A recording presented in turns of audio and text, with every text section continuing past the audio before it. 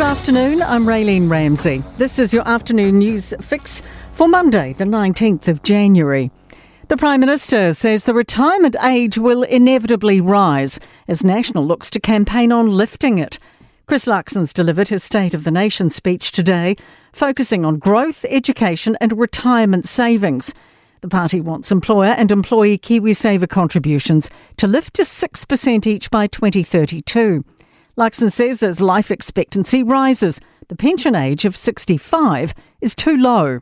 I appreciate at the moment there isn't political support for that. You have a Labour Party and a New Zealand First Party that wouldn't support that. But we will continue to make the case because I do think it's one of the important things that we have to acknowledge. If other countries can do it, we should do it. Drug researchers say the collapsing price of methamphetamine has concerning implications. The New Zealand Drug Trends Survey reveals the price of a gram fell to about $334 last year, compared to $563 in 2017. Inflation adjusted, it cost less than half what it was 8 years ago, making it more accessible to a wider group. Parts of Northland are still isolated since heavy rain caused havoc over the weekend, with more on the way.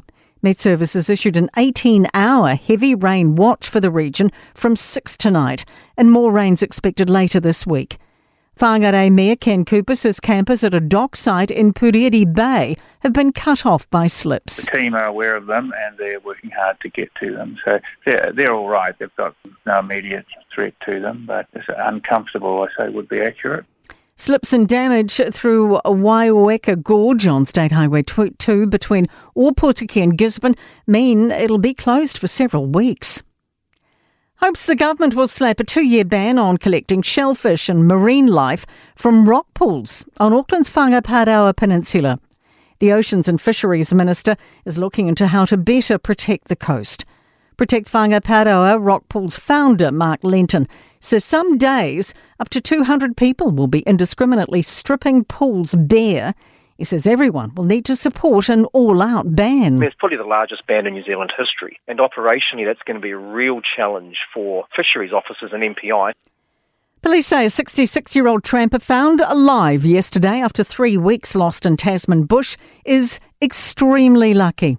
Graham Garnett went missing after taking a wrong turn in Kahurangi National Park late December. Jamie Cunningham has more. Garnett was only found yesterday by contractors at Venus Hut after searches had been abandoned. Despite being injured, he made his way there through streams and ridges along Karamea River. Sergeant Johnny Evans says search teams checked the hut early in the search, but Garnett only arrived there a day before being found. Police are reminding trampers to plan carefully and carry a locator beacon.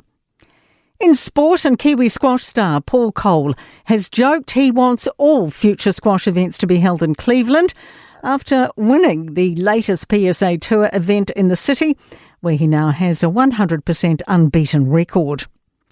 Irish rugby writer Rory O'Connor has revealed English club Harlequins have put the feelers out for dumped All Blacks coach Scott Robertson to fill their head coaching vacancy. Kiwi basketball star Steve Adams is under a major injury cloud, helped off the court in the fourth quarter of a win over New Orleans after an awkward landing on his left leg. And that is your latest news fix. We'll be back with the next update tomorrow morning from the Newstalk ZB newsroom.